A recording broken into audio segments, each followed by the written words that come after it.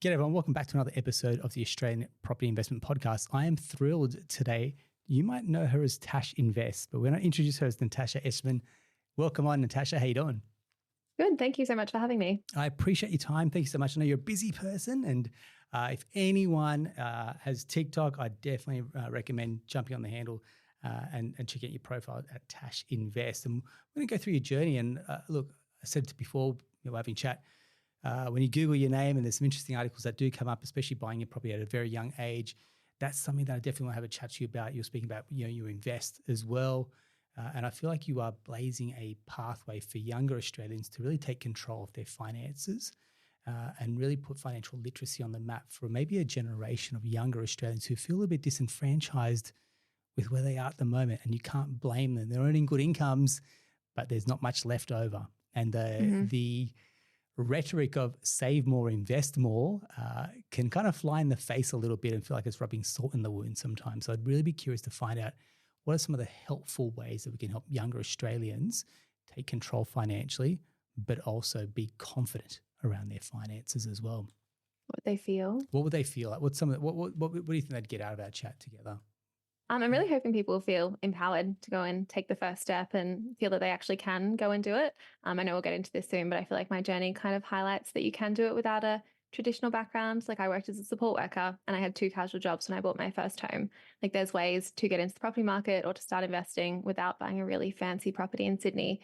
So hopefully people will feel empowered. Beautiful. Thanks so much.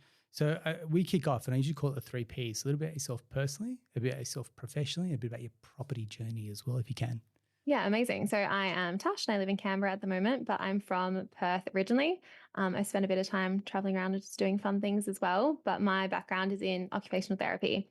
So I spent quite a while working in disability support work, graduated uni, became an OT, and then I quit my job to do financial education and social media stuff almost a year ago.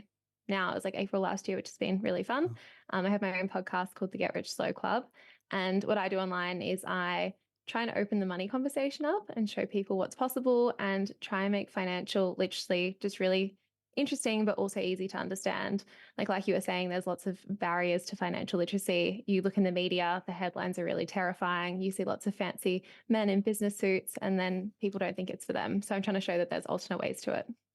Excellent. I think you do a great job of that. And your podcast, look, I've listened to quite a few episodes, and I'm like, you have got a very great style about how you break it down, for example. Very easy to understand. Obviously, you've got a great manner as well. So I feel like people are responding to that as well. What's some of the feedback that you're getting from people that kind of where they've started, especially doing the work that you're doing around money coaching? Where are some of those pain points that people are starting with, and what are they kind of getting from that engagement with yourself as well, Tash? Yeah, thank you. That's very nice. I feel like most people these days know what they should be doing. Like generally financial stuff can be really simple. Like all you have to do is save more than you spend and then invest the difference. Like it's really simple when you put it that way. But there's so much information out there now. Like there's so many podcasts and so many books, and there's also lots of marketing as well that goes against what we should be doing. Lots of FOMO and feeling like we should go to Europe or do the best thing at the moment. So I feel like people kind of know what they should be doing, but they get really confused or they get analysis paralysis and they get a bit stuck and they don't know what the first step is, or they don't want to make the wrong step. So I feel like most people that I work with one-on-one and money coaching just kind of need a little bit of confidence to go and do what they know that they should be doing.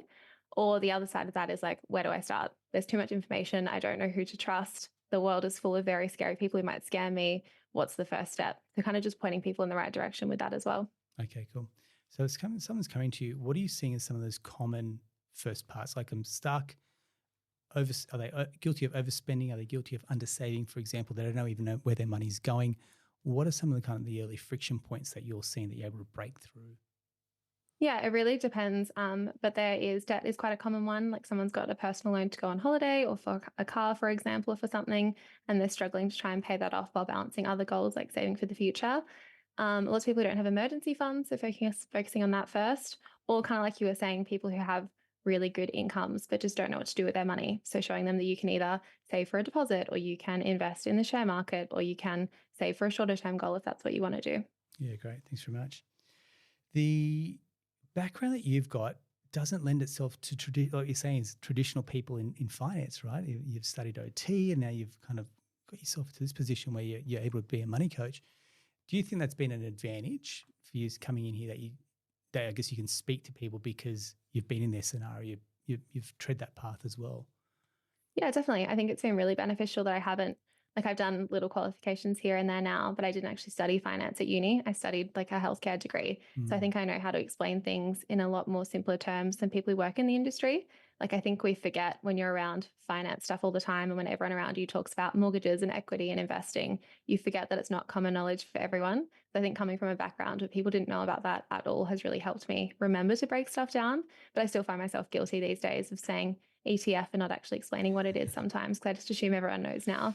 I think that's been really helpful. And OT as well is like, you spend a lot of time breaking stuff down for people to meet their needs and meet them where they're at, which is what people need with finance as well. Yeah, nice one. Now, the notion of getting rich slow, I feel like it kind of goes against the grain because everything that we see is like how to do things quicker, how to do things faster, for example, which kind of flies in the face of the sexy message of get rich quick. How do you communicate this message that getting rich slow, is it a mindset, or is it not chasing shiny objects? Is it playing the long game? Is it delayed gratification? Take me through a little bit about the philosophy for those that aren't too aware of what you're kind of putting out there. Yeah, definitely. It's all that stuff that you've mentioned. It's not getting too caught up in all of the noise. Like, if you haven't invested before and you're thinking about shares or the stock market, you kind of imagine all of those hectic movies, all the news articles where like there's red lines going everywhere and it looks very dramatic and lots is happening. So I think it's very easy to get distracted by those things. And also, like you were saying, with delayed gratification as well, like we want everything now and we have access to everything we want pretty much instantly if we really want to. So trying to delay that and just focusing on like the fundamentals of investing. Like, if you buy and hold an index fund long term, you will probably end up wealthy. And the biggest key there isn't stock picking, and it's not being a genius, and it's not having a finance degree. It's just buying and holding broad index funds for a long time, or buying a property, paying off your mortgage, going to the next property and having your tenants pay off your mortgage, just stuff like that, which you can't do quickly. And like, I know it'd be great if we could all just win the lotto tomorrow and have lots of money. Like, that would be great fun, but it's not the reality. And if you try to build wealth in a really sustainable way, it can be safe and not as risky as some people think. I mean, even winning the lotto is a double-edged sword because the amount of lotto winners that you see that don't actually hold on to that wealth because they're not used to coming into such money. I mean, I think I read about someone that won one of the biggest amounts of money and their relationship split up. He's actually got no money left at the back of that as well. And so even winning the lotto is actually not the ticket to long-term freedom either, from what I've seen. It's like those quotes: if you don't know how to manage $100, you'll never know how to manage $1 million in the future. Like, you have to start now. Correct. We had a really good life coach that was on here recently. He talked about the notion of self-permission. So if you haven't listened to Jamin Fraser's episode, I'd definitely check that out as well if you're listening. And what he's saying is you need to give yourself the permission. Instead of saying being self-disciplined, that will only get you so far, but give yourself the permission to be maybe a good saver or a good investor, for example. And that means you do the things that investors do. You do the things that savers do, for example, rather than it's like you ordered Uber Eats and now it's like slap yourself across the wrist because you've blown a little bit of money, for example. So when you see people, and this will happen with your coaching, where people come off the rails just a little bit, for example, maybe a splurge, online sale or whatever it is that's kind of taken them off the rails. How do you then mentally get them back on the rails? It's a bit like a diet where they've had a bit of a cheat meal and you go, that's okay. It's just one cheat meal. Psychology wise, how do you bring them back on track? Yeah, it's exactly what you said about the diet and exercise thing. Like, just remembering that it's not an all or nothing mindset. Like, we're never going to be perfect with our finances. We're never going to be perfect with our exercise or our diet. Like, it all goes hand in hand. It's just about building the habits and sticking to them consistently. But just remembering that like one Uber Eats thing doesn't really matter. Like, one cheat meal doesn't matter. Missing one workout doesn't matter. But I have a friend who called it a spending runway, where she buys one thing and then all of a sudden it's like permission for herself to just keep buying everything after that once she's kind of opened the floodgates. So it's having those things to stop yourself and being like, oh no, I haven't ruined my finances now. It happens to everyone and it's fine. And I think something that helps a lot of people is like having a splurge fund, or like whatever they call them, an Uber Eats fund, like whatever you want, like some kind of saver that is for things like that. So you've pre-built into your budget a little bit of money where you can like mess up, if that's what you want to call it, or you can just get whatever you want in the moment so it doesn't feel like you're failing. And also not setting unrealistic goals as well. I find a lot of people, they're like, cool, I want to get good with my money now, so I'm going to do everything I can to be perfect. But then they set themselves really unrealistic budgets that they're never going to be able to stick to. So of course they're going to fail. And that really ruins your trust with yourself. If you're like, cool, I want to save this amount, but you actually physically can't save that much and you've not left yourself enough to live off. So that's a hard cycle to get out of if you are in that. But yeah, just being really honest with yourself around what you need to live and what you need to enjoy life as well, and then sticking to that once you've got there. Thanks very much. I appreciate it. You mentioned before around shares, and also, I mean, you've bought property as well. Does this come up often, which is, do I buy shares? Do I buy property? Do I buy both, for example? And it's horses for courses, so you can't say it's a one-size-fits-all model. But take me through when you're having these conversations, pros and cons of either asset class. It really depends what you're interested in and excited about and like where you are at in life. Like I started my journey by buying shares when I was 18. Like I didn't have enough to buy a property back then, but you could buy $1,000 of shares. That was my starting point. And then because my parents invested in property, I knew more about it from them. So that seemed like the safer thing and the thing to do. So for the next 2-3 years after that, I saved for a deposit and bought my apartment. But it really depends on your situation. Like shares obviously have a lower minimum investment. These days you can put like $5 into a micro investing account. Like anyone can do that. But property now is getting more and more harder to get into. Like that barrier to entry is really high. So it really depends if you want to commit to saving or you want to invest first. You can use things like the First Home Super Saver scheme if you want to get into property and like utilize your super in shares to get there. But unfortunately, there's no one answer, even though everyone would like one. But again, it like really depends what you want. Like, do you want to own your own home? Do you want the freedom and flexibility to not have a mortgage? Yeah. Yeah. You said your parents have bought properties, and obviously you have a bit of a blueprint here to go, this clearly works because they've bought, it's obviously inspired you. You've kind of seen what they've done and gone, I can see how this works. And money's hard because it's so intangible, but obviously buying property is tangible and you can see the results. Do you feel like that has given you a level of confidence there as well? Obviously, from what you said, there's been no handouts, but it's more like, but they've raised you in a way that you go, you can be confident around money and investing in property can be quite rewarding as well. Yeah, definitely. I think, yeah, they've done amazingly well just by having open conversations around money when I was younger. Like whenever we were budgeting for something, they were really open about it. Like I remember when I was a kid, I wanted Foxtel because all of my friends had it. And they were like, well, if you get Foxtel, then we can't do this other thing. And when we would budget for holidays, we had a lazy Susan on the table and they'd put the holidays and the amounts around and we'd spin them and talk about like how we were going to reach that budget amount. So we were very like involved the whole time. I knew about their pay rises, how much they were earning, their mortgages, what they were stressed about. They'd have like those couple conversations just when we were sitting around the dinner table. So we would just be a part of it anyway by being there. I think that was amazing. So now I like see money as like a tool rather than a really emotional thing. And I just grew up seeing those conversations and hearing those things that a lot of kids don't get to hear. And then from the property side, like I went to all the home opens. I went to the mortgage brokers with them. I sat when they were like signing papers at the bank. Like I was part of all of it. So it didn't seem so scary. It just felt like a normal process and I knew everything about it. And even just talking to real estate agents and talking to property managers and hearing about the problems with tenants and stuff like that, like being a sponge and absorbing all of that, I think was really helpful. And it didn't seem like a big, scary, daunting thing to me when I went and did it by myself. Because it was like, okay, cool. I've seen this done a few times. I've seen my grandma do it. I've seen my like aunt do it. I've seen my mom and dad do it. I've seen their friends do it. Like now it's my turn.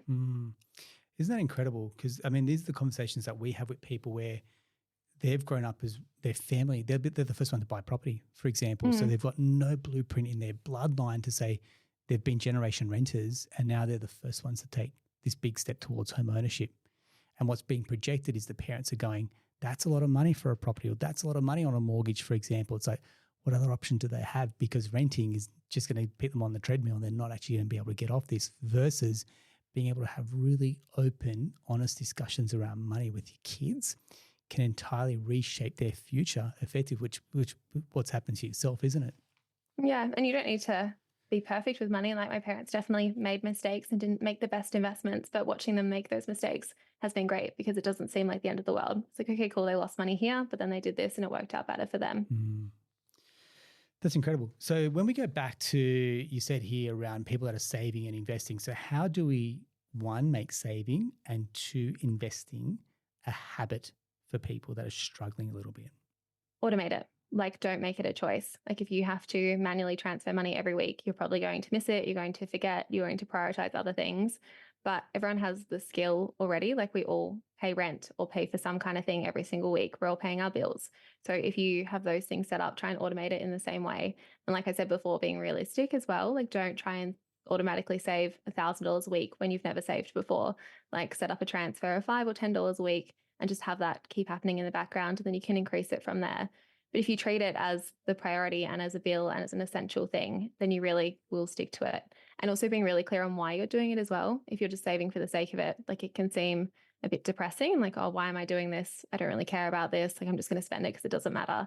But if you've got a goal, like, I want to buy a property because I want to not have an annoying property manager. I don't want to have a landlord. I want to I want to have my own financial security. Or if you want to get married or you want to go on this big holiday, like being really clear on why you're doing it. Definitely. I mean, that was my advice from my mum, which was you pay yourself first. So as soon as you get paid, I mean, the government gets paid with their taxes, you pay yourself next and then you live off the rest, versus the model is you pay everyone, you pay your rent, you pay everything else, your bills, and then whatever's left over is what you potentially can save with. And it's like, well, that's hardly bankable sometimes as well. Yeah, and I have some people say it's not worth it because it's only $10, but like $10 can really add up. And once you've built the habit, that's the hardest bit. Kind of going back to the exercise example as well, like it's unrealistic to say you're going to go to the gym 6 times a week when you've never been before. But if you start by going for a 10-minute walk every day, like that's a sustainable thing you can keep doing and keep building on as you go. So just starting now is probably the hardest bit. Absolutely. And then I guess off the back of that, as incomes go up, then we've got like, you know, effectively lifestyle creep. And I've had a chat with a few friends and we'll catch up on that. Geez, I think 10 years ago when we were earning, I don't know, $80,000, $100,000, it was like, that was awesome. We could save money and now we're earning more. And it's like, we don't have that much left over. And it felt like you had more disposable cash then than what sometimes you do now. Maybe it's part of being adulting and, you know, with 2 kids as well for me and mortgages. I'm like, okay, yeah, it feels like there's less of that cash left over. And maybe, yeah, we're guilty of lifestyle creep, for example. The cars have got better, the meals have gotten better. How do we avoid lifestyle creep or lifestyle inflation, do you think? It's a hard one. I spent a few years being really, really frugal. Like I would never buy a drink out. I would always get the cheapest thing on the menu. I would like get an overnight bus and I was traveling to save $10 instead of getting a half an hour flight. Like I'd lived like that for years, which was great. But then when I started spending a bit more money, like it happens really quickly. And once you get used to something, it's really hard to go back to it. So I think just like seeing it a bit longer term and being like, cool, if I try this thing, am I okay actually continuously spending on this forever? Or can I delay that for a little bit longer? I had a moisturizer I had a voucher for Mecca and I got this moisturizer that was $120 because they recommended it. And I was like, oh, it's a voucher. It's fine. But I fell in love with this moisturizer and it's ridiculous because I'd never wanted to spend that much on it. But once I've done it, it's really hard to go backwards again. And it can be really tempting to be like, I'll just treat myself now. I'll get that business class flight. I'll live in a nicer apartment. But then once you realize you've gone up, it's really hard to go backwards. So I think just being really mindful and like, yes, lifestyle creep is fine and it will happen, but make sure you've got the assets that can kind of pay for that lifestyle creep. Like have the dividends that can pay for it or have the rental income that can pay for it. And don't just rely solely on your salary to pay for it because that can get a bit scary. And this is it, isn't it? You could generally you can spend your pay. I used to work in a big bank and you could generally spend that pay rise before you even got it. And that was the biggest challenge. So many people get stuck in that mentality of spending money they don't have. Like that's the whole buy now, pay later mentality and credit cards as well. It's like, oh, I will earn it so I can spend it now. But you might not earn it. The pay rise might not happen. Like the promotion might not happen. And what happens if you lose your job or like mortgages have gone up and interest rates have gone up as well, then you kind of get in that stuck zone instead of being like, cool, I'm going to be a few steps behind and make sure I'm actually ahead first. It's around losing your job. And that's something that, as we see the unemployment, that probably pops its head up occasionally from time to time around the statistic, for example. And for people that are in salaries, I tell them, look, you're one pen flick away from potentially losing that income. It's not to scare anyone. It's just it's the reality versus maybe someone like you and I are self-employed, which has its own perils and upsides and also its own benefits as well. But how does someone have what I call the sleep at night factor? So I think you mentioned before that safety net money as well. How does someone work out potentially what that sleep at night factor account needs to be? Is it 3 months, 6 months, for example? Is it some expenses? What would be your sage advice here, Natasha?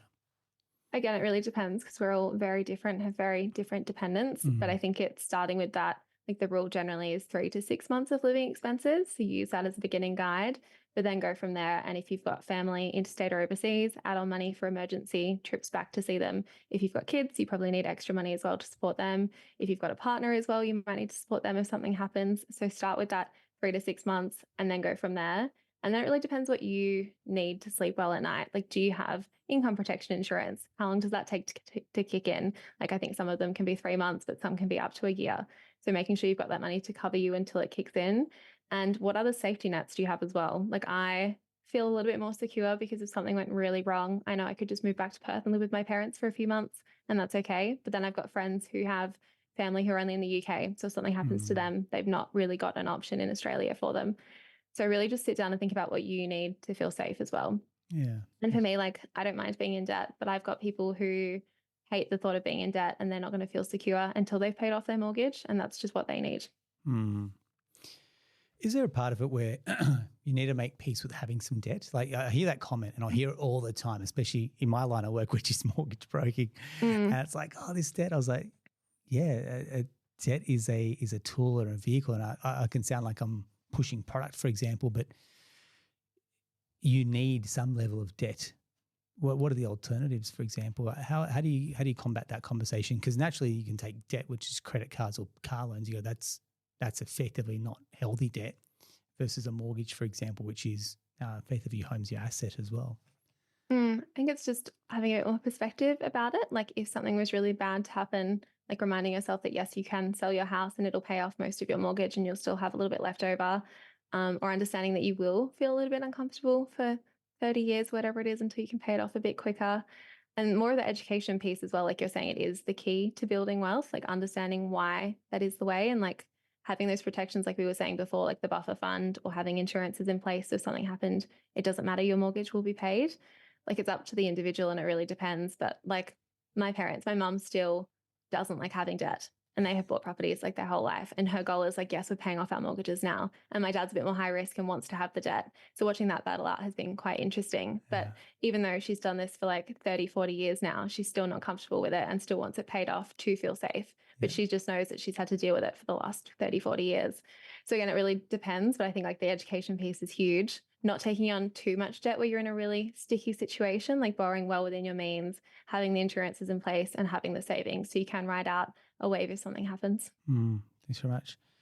The model of study hard, get a job, and then get a mortgage, for example, I feel like, and I was reading an article, it'd probably be in like news.com.au, for example, but it was like there's a level of disenfranchisement within a younger generation going, this isn't helping us, because now they're lumping around a $50,000-$60,000 HEX debt, and from our perspective, HEX does bring down your borrowing capacity. A younger graduate's income circa somewhere like $70,000-$80,000, for example, you times that by about 4.5, they're borrowing close to $500K. That's not really buying them much in, say, Sydney, Melbourne or Brisbane, for example. And then their borrowing capacity comes down with that HEX debt on top. They're not able to save because their rents are quite high as well, even though if they can try and keep their lifestyle down a little bit, which naturally means they're knocking on the bank of mum and dad. Are you having conversations with some younger people going, I'd love to get in, but I just feel like the goalposts have kept moving for me? How do they mentally stay the course? And then financially, how do they stay the course as well? Yeah, so whenever I talk about buying an apartment it was $295,000 when I bought it. Everyone's like, oh my God, I could never, because I'm in Sydney or I'm in Melbourne. But I think you can think outside the box a little bit there. Like, you can buy a property in WA and then rent somewhere else and have that property building equity while you're renting somewhere. Like, there are ways to do it not in Sydney or Melbourne. It is hard though, if like you're saying, you graduate, you've got this job, it will take a few years for you to get a pay rise. Like, the cost of rent is massive at the moment. Like, what do you really do? It is a hard one. Like, either you can invest in shares with that smaller amount of money, you can look to other states, you can look to, I don't know, buying somewhere outside of Melbourne. I know you can get houses that are like an hour out of Melbourne that are still kind of affordable, but it just depends what you're willing to do to get there. Like, you're not going to buy your dream house straight away. What other ways can you get into the property market first? One of the last questions I've got for you is the notion around FIRE. Now, I feel like I'm a little bit late to this party because I feel like everyone in the office was talking about it. Like, tell me more about this. And financially independent retire early, if you're not familiar with the acronym. I guess my argument to that was, I retire early, what am I possibly going to do? I feel like I need to keep working. So take me through what's your take on FIRE? Define that for yourself, and what is someone that's outward looking in? What do they need to do towards that, do you think? Yeah, I love the idea of FIRE when I first heard about it. I was like, this is brilliant. I would love to not work, because that was back when I traveled a lot when I was first 18, 19. I thought that would be the best life ever. Yeah. But during COVID, I lost my job for a little bit. And during that time, I realized how much I actually really like working. So while FIRE is a fun idea in theory, it's not for me. And I find a lot of value out of working and doing meaningful work. So for me, I'm more chasing the financial independence aspect, like the freedom to do whatever I want, to do whatever work I want, to not need to focus on making money and actually just being comfortable. Like that would be amazing. I could take on volunteer things or not have to worry about monetizing things as much. But it's really hard to get into FIRE if you are a bit older and you've got kids. Like a lot of the people you see achieving it really young are like single males who don't have kids at all and live in a really cheap area like Perth. Like Dave is one of the examples of someone in Australia. I think he achieved it when he was 28 and he's a single male in Perth. So it's amazing for him. But I think once you've got kids and you live in Sydney and Melbourne, it can be a really hard thing to achieve without having a really high Let me just income. put this in the context. Between childcare, swimming, dancing, that's equivalent to like a mortgage repayment as well. Yeah. Well, childcare is huge. Like hearing about some people's childcare costs, like that's literally a full-time job. It's wild. Great. Yeah. So I guess that's what I'm looking at the notion of. It sounds great as a concept and ideal, and that's what you're saying. It can suit some people, but if you're listening, you're living in metro Sydney, Melbourne, Brisbane, even Perth, for example, other parts of the country where your lifestyle costs are fixed here, it makes it infinitely harder that you're trying to replace that income through income, like assets that are generating income as well. And that means you've got to play the long game. But other people, to your point, which I do get in, like people do get enjoyment out of work. So don't feel like you've got to join this movement and suddenly just kick your job in. It's like have the mindset around what you're saying there, which is the ability to have choices around how much do I work? Do I love this particular line of work? And how do I want to give back to my community as well? And do you actually want to be super frugal? Like the FIRE mentality is be as frugal as possible so you can retire as quickly as possible. Like, do you even want that lifestyle too? Like, I don't want that anymore. And a lot of people don't. So again, it's like before, it's not the all or nothing thing. Like you can take parts of these movements and apply them to your life without completely quitting your job and just sitting at home and doing nothing, which a lot of them end up still doing other things. Like they write books or they do media stuff or they do education instead. They don't end up fully retired usually. But yeah, just taking what you need from that. Yeah, perfect.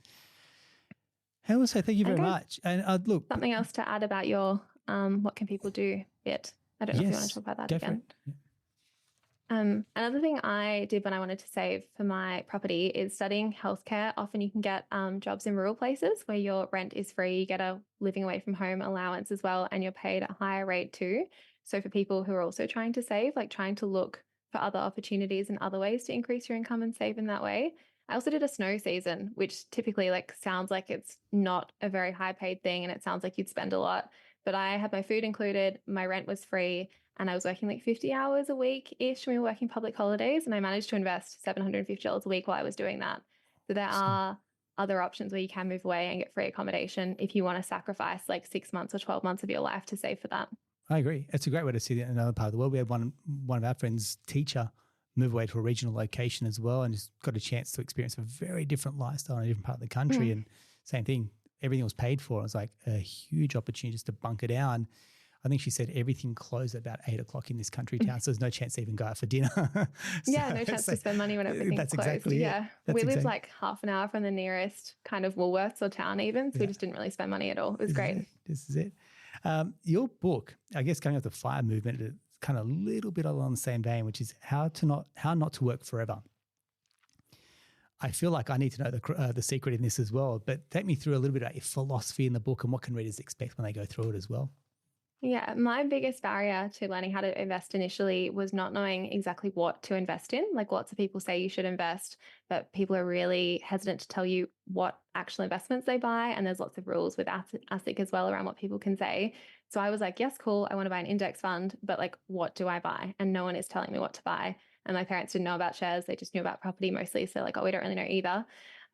So my book, my idea behind it was to write an investing guide that had really practical, specific information, which we did. But the way I invest now isn't just to achieve FIRE, it's to build a life that I love. Like, I want a business that's flexible. I want investments that are flexible. I don't want to get 3 hectic mortgages straight away. Like, I want to have a balanced life where I'm not really stressed. So the book is kind of how to invest, but how to adapt it to your life as well, and how to actually build that freedom in your life too. Excellent. I love this philosophy, and I feel like this book's going to come at a time for a lot of younger Australians who are probably at that crossroads going, what do I actually want? And this model of like, go and get a big mortgage and then you effectively got a golden handcuff to your job. That means you can't ever chase a passion project or something that's going to excite you or ignite a fire, a real passion in you. Holidays may drop off as well, and then you have to go to this, like, effectively this house poor mindset, which is I can't afford to spend because I'm servicing a big mortgage, limits the options. Options, when you have those limited, reduces a little bit of happiness as well. Yeah. Definitely. Okay. Like, I wouldn't have been able to quit my job to do my stuff now full time if I had a huge mortgage. Like, I'm very lucky that I have a cash flow positive property. I've got investments that pay me dividends. I had a nice savings buffer. Like, I felt comfortable enough to be able to take this risk, but that's not the case for so many people who are stuck in that situation at the moment. Thank you very much. Hey, Natasha, I can see why you've got a really strong following as a community. For example, you're able to communicate these ideas very well and the concepts, and I feel like you've really struck a chord with your book. So I want to say thank you very much for being so generous with your time and your energy. I really appreciate it. Thanks for having me. That's all right. If you do want to connect, we'll include details or Natasha's socials. I might even try and hit you up for a free copy of your book. Is that all right to give away? What do you reckon?